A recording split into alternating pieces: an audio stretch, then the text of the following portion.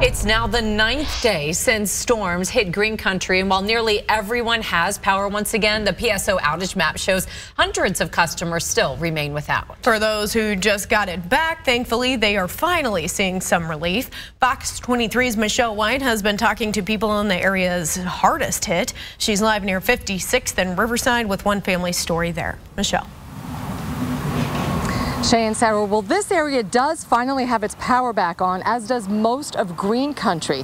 PSO says there are currently 243 outages. That's down from 365 this morning. People are just thrilled to have their power back on. For Hugh and Kristen Westhoff, they said it was an emotional experience when the lights came back on Saturday afternoon. They had no power for nearly a week and had to stay with Kristen's parents in Bixby for the week. I wasn't here, but she called me. It was like, our power's back on. And we just were celebrating. It was like a whole party and a comforting feeling that you actually get to go back home and your home is still there, all that kind of stuff.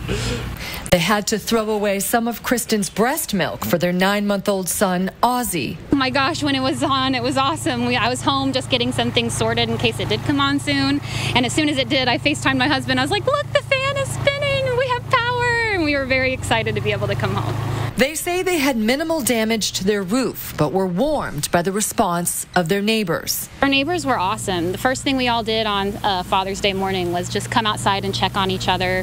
And, you know, we even met some of our neighbors we hadn't met yet.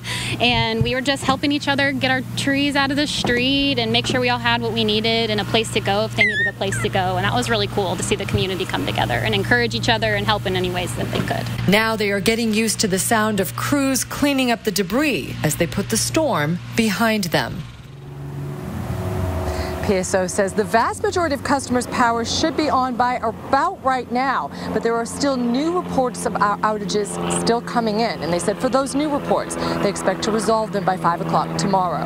Coming up at 6, I'll tell you who helped them turn the power back on and how long they'll be here.